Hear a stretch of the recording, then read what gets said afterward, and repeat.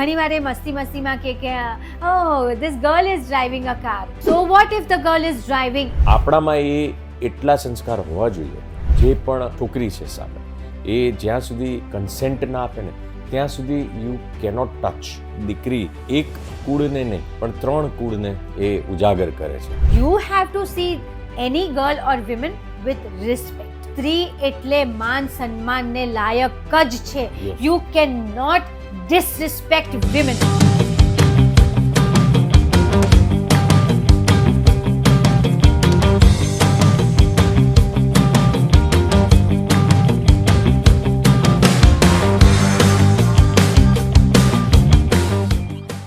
ચાનો સમય થઈ ગયો છે, તમારી સાથે બેસવાનો સમય થઈ ગયો છે.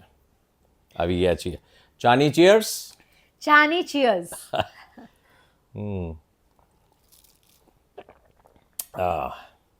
આદુવાળી ચા અને એમાં આટલી ઠંડી.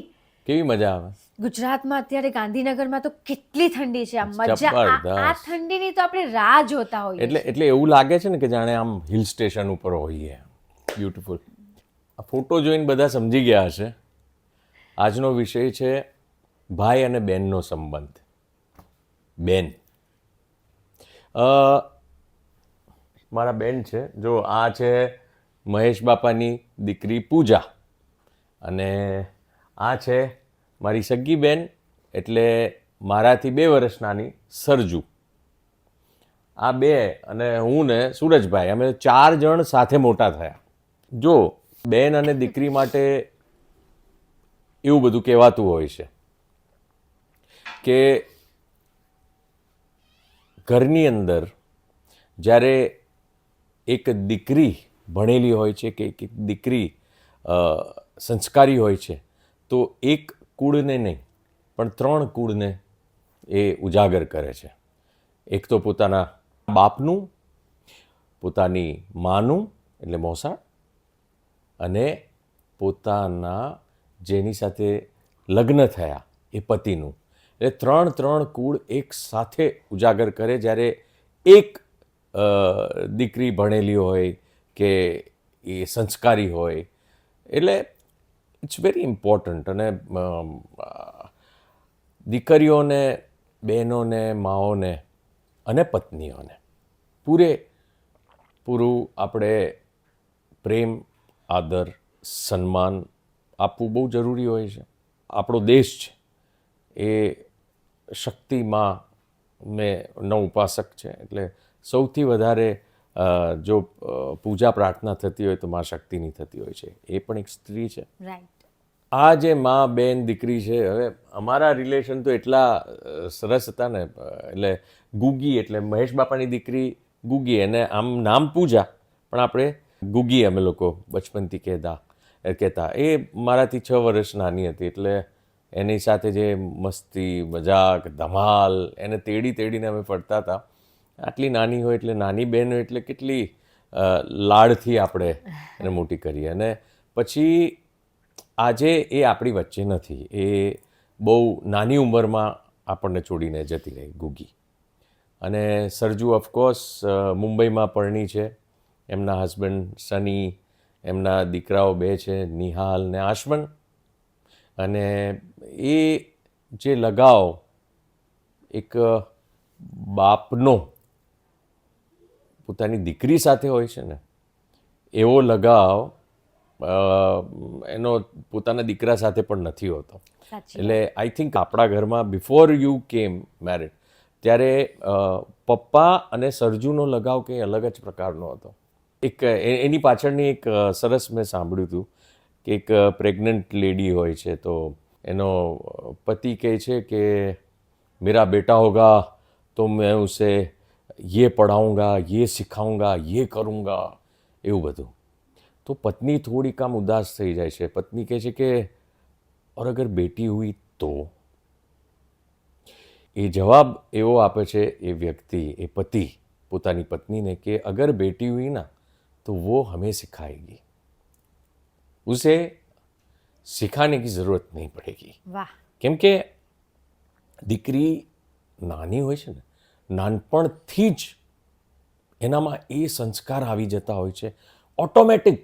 ઉપરવાળો ભગવાન માતાજી જે કંઈક એવું કરતા હોય છે ને કે દીકરીઓને એવા સંસ્કાર આપી દે ને કે એમને તમારે ઘર કેવી રીતે સાચવવું, સંબંધો કેવી રીતે સાચવવા, ભાઈ હોય તો ભાઈને કેવી રીતે પ્રેમ કરવીને, જો મોટી બહેન હોય તો પોતાના દીકરાની જેમ નાના ભાઈને સાચવે, કાં તો મોટો ભાઈ હોય ને તોય એ એટલી સેવા કરે ને પોતાના મોટા ભાઈ હોય તોય. પોતાના બાપને તો ખરેખર બાપ અને દીકરીનો જે પ્રેમ હોય છે ને એનાથી વિશેષ દુનિયામાં કોઈ મને નથી લાગતું કે સંબંધ હોઈ શકે.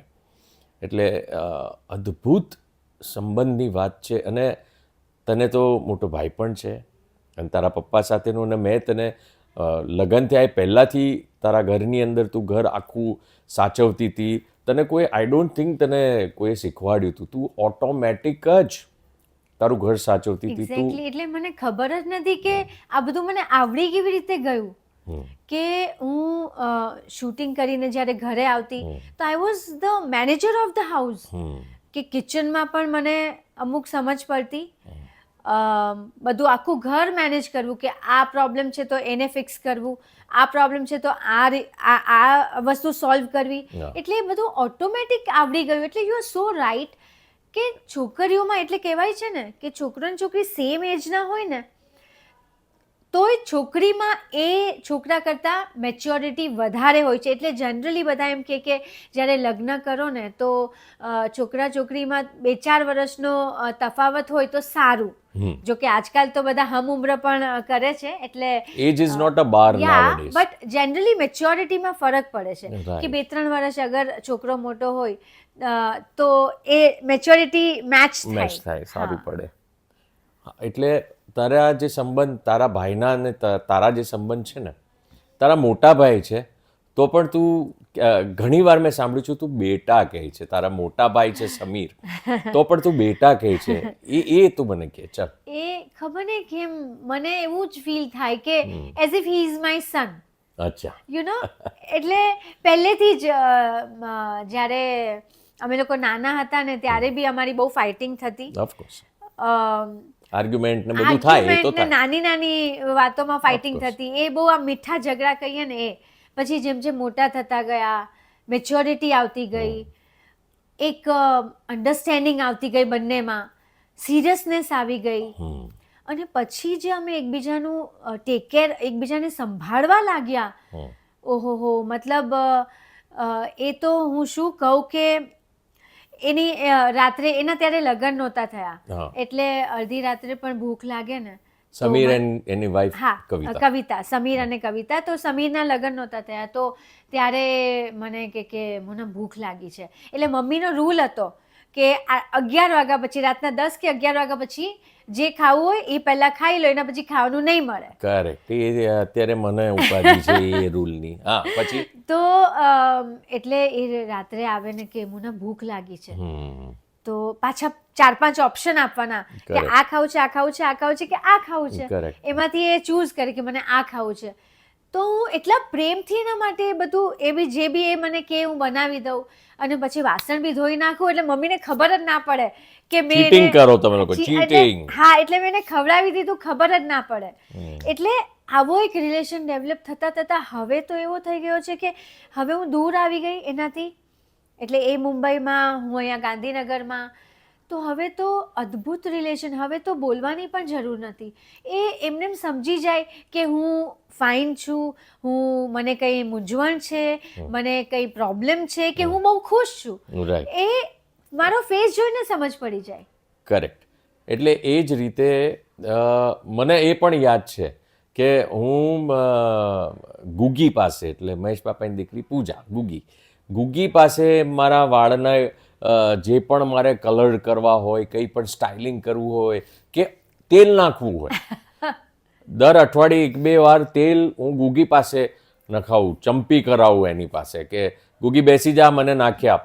એટલે આ રીતે એ જે વાત છે ને એ હેરાન કરવા ગુગીને, સરજુને ચીડાવવું, જે રીતે અમે લોકો, એ મને લાગે સમીર તારી પાસે પણ કલર કરાવતો હતો અને બધું હેર કરાવતો હતો. કલર કરાવતો, Hair style ને બધું. yes, બધું. અને નખ કાપવાનું મને કે મને બોલો. નખ કાપી, બોલો, નખઈ કપાવે મારો હાળો. કાનમાંથી મેલ કાઢો. એ ભગવાન, આટલું બધું. સો એ લવ, એ પવિત્ર લવ છે. Yeah. એટલે બેન ભાઈનો સંબંધ બહુ અદ્ભુત હોય છે. Yes. દીકરી અને બાપનો અદ્ભુત હોય છે, મા દીકરાનો ઓફકોર્સ અદ્ભુત હોય છે, પત્ની ને પતિનો સંબંધ તો એ વિશે તો શું વાત કરીએ, એ બંને એક જ કહેવાય. પતિ ને પત્ની તો એવા એક મેક થઈ જાય છે ને કે they are just one, Yes. They are not two people. Seriously એ મને હવે આપણે because we are in the marriage, તો હવે મને આ બધું સમજાય છે. પહેલા આમ એ વાતની ગહેરાઈ, જે ડેપ્થ, એ મને સમજમાં નહોતી આવતી. હા. હવે બધું આ બધું સમજાય છે. હવે આટલો બધો આપણે પ્રેમ કરતા હોઈએ એકબીજાને, આપણા દીકરી, બેન, મા, પત્નીને, અને પછી અમુક લોકો રાક્ષસ વૃત્તિવાળા લોકો, આ જેને આપણે શક્તિ કહીએ છીએ, પૂજા પણ કરીએ છીએ, એવી મા બહેનોની, દીકરીઓની જ્યારે ઇજ્જત પર હાથ નાખે છે. ઘણા આપણે એવા વાક્યાતો થાય છે, ઘણી બધા એવા પ્રસંગો થાય છે કે જે સમાજને લજ્જિત કરી નાખે છે. જ્યારે આપણે સાંભળીએ કે કોઈકે આવી રીતે કોઈક દીકરી પર રેપ કર્યો, કોઈ બેન નાબાલિગ હોય, નાનકડી હોય, તોય એની સાથે ગેંગ રેપ થઈ જાય એની સાથે. એટલે એ જે પ્રસંગો બનતા હોય છે ને, એ જે ઘટનાઓ બનતી હોય છે ને, એ દુર્ઘટનાઓ, ખરેખર મને તો એવું થાય ને કે એવા લોકોને તો આમ સડે ચોક વચ્ચે ઊભા રાખીને બંદૂક મારી દેવી જોઈએ, કાં તો લટકાઈ દેવા જોઈએ, ગળે ફાંસો મારીને, ગામ વચ્ચે, બધાની વચ્ચે, શહેરની વચ્ચે જ કરવું જોઈએ. આ જ સજા એ લોકો માટે. તમે કેવી રીતે આ બધી, આઈ ડોન્ટ નો, એવી વિકૃતતા ક્યાંથી આવી જાય છે લોકોમાં? આવું વિચારી પણ કેવી રીતે શકે છે? એક્ઝેક્ટલી.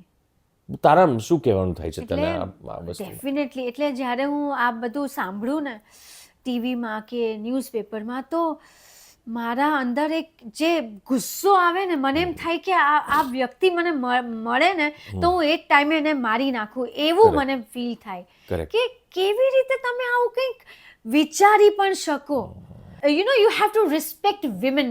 સ્ત્રીને, છોકરીઓને માન આપો, સન્માન આપો.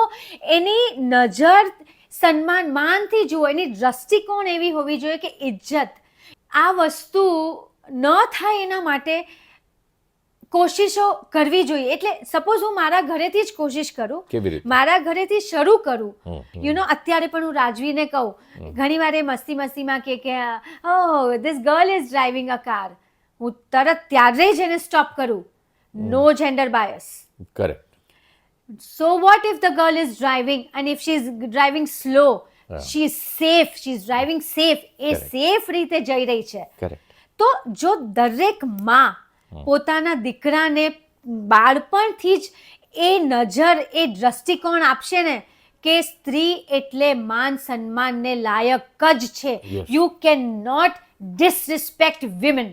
યસ. સ્ટ્રોંગલી આ દીકરાના માઇન્ડમાં ઘૂસી જવું જોઈએ. કરેક્ટ છે. એટલે ધીસ ઇઝ નોટ એક્સેપ્ટેબલ.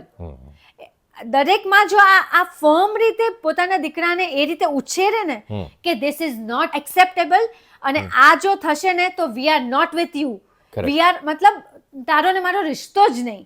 હું સોરી, હું અગ્રેસિવ થઈ જાઉં છું Yeah, આ yeah. ટોપિકથી, Yeah, yeah. પણ મને ઘૃણા છે આ વાતથી, મને ગુસ્સો છે. આ ન જ થવું જોઈએ. બચપનથી જ આપણે આપણા જે દીકરાઓ છે ને, યસ. એ લોકોને આ સંસ્કાર અને આ એડ્યુકેશન આપવું જોઈએ. યસ. ચાઇલ્ડહુડથી જ એ રિસ્પેક્ટ સાથે એ લોકોએ જોવું બહુ જરૂરી છે. શું થાય છે કે આપણે પહેલાંથી એ લોકોને એડ્યુકેટ જો બાળકોને નથી કરતા કે છોકરાઓને નથી કરતા ઘરના, એટલે એ લોકો જરા પણ ટૂંકા કપડાં જો છોકરીઓ પહેરી લે છે ને, તો એ લોકોની દ્રષ્ટિ, એ લોકોનું વિચારો કંઈક અલગ જ રીતના આવે છે. અને યુ નો એ ખાલી જોવાનું એ લોકોનું સેક્સ્યુઅલ જ હોય છે. Yes, they are not sensitive towards the feeling of the girl કે છોકરી કપડાં ભલે એણે ટૂંકા પહેર્યા છે, એ ફેશન હોઈ શકે, કંઈ પણ હોઈ શકે, પણ આપણો નજરિયો કેવો છે એ વધારે અગત્યનો છે. અને એ ઘરમાંથી જ જેમ તમે કીધું ને કે એજ્યુકેટ કરો, તમે ઘરમાંથી જ બાળપણથી જ એ સમજ આપો હા, કે it's okay if anybody is wearing short clothes, it's okay, it's their wish, it's Correct. May be fashion style statement, but you have to see any girl or women with respect. એટલે આપણામાં એ એટલા સંસ્કાર હોવા જોઈએ કે જે પણ સ્ત્રી છે કે છોકરી છે સામે, એ જ્યાં સુધી હા ના પાડે, કન્સેન્ટ ના આપે ને, ત્યાં સુધી યુ કેનોટ ટચ True. દેમ, એમને હાથ ના લગાડે. ભલે કપડાં ગમે તેવા હોય, ભલે એ તમને એમ લાગે કે સિગરેટ પીવે છે કે દારૂ પીવે છે એટલે શી મસ્ટ બી ઇઝીલી અવેલેબલ, બહુ ઇઝી હશે, ફાસ્ટ છોકરી છે, એ બધું પણ એવું નથી હોતું. આપણને જેટલી છોકરાઓને જેટલી લિબર્ટી છે, એ લિબર્ટી છોકરીઓને પણ હોઈ શકે છે. એટલું કહીશ કે છોકરીઓને અમુક સમજ એટલી હોવી જોઈએ કે કઈ ટાઈપની એ ફ્રેન્ડશિપમાં છે, કઈ કંપનીમાં કેવી છે, કંપનીમાં છે, એ એને ખબર હોવી જોઈએ કે અહીંયા આ લિમિટથી વધારે મારાથી ના થાય. કારણ કે આ જે મારી કંપની છે કે આ મારા ફ્રેન્ડ છે, એ લોકો કદાચ સમજી શકે કે ના પણ સમજી શકે. એટલે એ વસ્તુ થોડુંક ધ્યાન રાખવી પડે. In I think boy and girl both, you know, like તમારી ફ્રેન્ડ સર્કલ બહુ મેટર કરે છે. કરેક્ટ. કે તમે સાચા રસ્તા પર જશો હા. કે ખરાબ માર્ગે દોરાશો. Correct. એટલે ઇટ મેટર્સ અ લોટ. એટલે મારા હિસાબે તમે જ્યારે પણ ફ્રેન્ડ્સ બનાવો હા. તો ઓલવેઝ અમીર ગરીબીની વાત નથી આમાં, હા હા હા. બટ માણસ એ લોકો as a person, as a human કેવા છે, હમ. એ કયા ફેમિલીથી બિલોંગ કરે છે. કરેક્ટ. મા બાપના સંસ્કારો બાળકોમાં આવી જ જાય. કરેક્ટ. તો એ બધું જોવું બહુ જરૂરી છે કે તમારું ફ્રેન્ડ સર્કલ કેવું છે. અને રાઈટ. જેમ તમે કીધું કે દરેકે પોતાની લિમિટ સમજવી પડે. યસ. એટલે આ સબ્જેક્ટને અમે છેડ્યો છે. અમારી ફિલ્મ, આપણી 31st મારી ફિલ્મ આવી રહી છે બહુ જલ્દી. હવે એ પિક્ચરની અંદર આખો સાચી ઘટના પર આધારિત છે. અને એ આવી રીતે જ એક બળાત્કાર, રેપ, દુષ્કર્મ એક દીકરી પર થયો હતો, અને ગેંગ રેપનો આખો વિષય. એટલે વેરી વેરી સેન્સિટિવ સબ્જેક્ટ. અને એની અંદર આખી આ વાતને આપણે છેડી છે. મને લાગે છે આપણે પિક્ચરો બનાવીએ તો પિક્ચરની અંદર પણ એન્ટરટેનમેન્ટવાળી 4 ફિલ્મ હોય ને, તો એક ફિલ્મ આપણે એક મેસેજવાળી હોવી બહુ જરૂરી છે. ખાસ કરીને આપણે લોકો જે વર્ષોથી કામ કરીએ છીએ, આટલા બધા પિક્ચરો કરી ચૂક્યા છીએ, તો હવે મને લાગે નૈતિક જવાબદારી થાય છે કે એકાદ ફિલ્મ વચ્ચે વચ્ચે મેસેજવાળી, કે જેનાથી યુથ, યંગસ્ટર્સ, નવી પેઢી, બધા લોકોને કંઈક ખબર પડે, કંઈક જાણવા મળે કે this V cannot do, this we can. એટલે આ રીતના મેસેજવાળી આ ફિલ્મ છે 31st. રાઈટ. એટલે યુ આર રાઈટ કે ફિલ્મ થકી મેસેજ જ્યારે જાય છે ને દર્શકો સુધી કે કોઈ પણ વ્યક્તિ સુધી, તો એ વધારે એ લોકોમાં ઘૂસી શકે, એ Correct. વધારે એ લોકો રિલેટ કરી શકે કે અરે જોવે ને કે અરે બાપરે આવું થઈ ગયું. તો એ જે કનેક્શન થાય, એટલે એ તમે આમ એમનેમ કહો ને તો એટલી અસર ના થાય. Correct. પણ જ્યારે એ લોકો ફિલ્મ થકી આ વસ્તુ જોવે ને, હા. તો તમારી વાત એકદમ સાચી કે પિક્ચરમાં આ ટાઈપના મેસેજ હોય તો બહુ જ સારું. એટલે એની રીચ વધી Yes. શકે છે લોકો સુધી. અને લોકો એ જ્યારે 1.5-2 કલાક, 3 કલાક બેસીને ફિલ્મ જોતા હોય છે, ત્યારે એ લોકોને ગળે વાત વધારે ઉતરતી હોય છે. એટલે બસ શું થાય છે બી કે બેનની જ્યારે વાત આવે છે ને, એટલે ગુગી વચ્ચે આપણી સાથે રહી નથી ને એટલે હું જરા થોડોક ઢીલો પડી જતો હોઉં છું, કેમ કે ગુગી સાથેના જે પણ બચપન અમારું સાથે જે વીત્યું ને એ જે બધી યાદો છે એ હંમેશા હોન્ટ કરતી હોય છે કે ગુગી કેમ આટલી જલ્દી જતી રહી, એ થતું હોય છે. બટ એનીવેઝ આપણી તો એક સારો ટોપિક આપણે બેનનો અને દીકરીઓનો આપણે છેડ્યો ને એની ઉપર વાત કરી. બસ તો આ આપણી જે લાઈફ છે એ બધા વિચારો આપણે મૂકીએ. તારું શું કહેવું છે? બોલ. હું એ જ દર્શકોને કહીશ કે આ અમારા વિચારો છે, બાકી તમે બધા સમજદાર જ છો એન્ડ તમને ખબર છે કે તમારા માટે શું સારું છે. એટલે વિચારો અમારા છે પણ વિચારવા જેવા ખરા. You should think about it because લાઈફના જે પણ એક્સપિરિયન્સીસ છે એ લીધા પછી અમે બેસીને અમુક વાતો કરતા હોઈએ છીએ. એટલે અમુક લોકોને ગમે, અમુક લોકોને ના ગમે. અમારા કેસમાં બધા લોકો રાહ જોતા હોય છે કે તમે પેલું બેસો ને હિતુમોના ટોક્સ જરા વધારે મોકલો ને અમને, અલગ અલગ વિષયોની વાત કરો ને. એટલે થેન્ક યુ વેરી મચ કે બધા લોકો અમારા આ પ્રોગ્રામને, એટલે કે આમ તો અમે ઘરે બેઠા બેઠા ચા પીતા પીતા વાતો કરતા હોઈએ છીએ, પણ તે છતાંય બધાને મજા આવે છે. તો અમે કન્ટિન્યુ રાખીશું, નવી વાતો લાવીશું, નવા સંબંધોની વાત, નવા અમારા ફેમિલીના મેમ્બર્સોની વાત, બધું જ તમારી સમક્ષ લાવીશું. બાકી મોજ કરો, મજા કરો. શું કહે છે? Yes, and stay healthy and stay positive.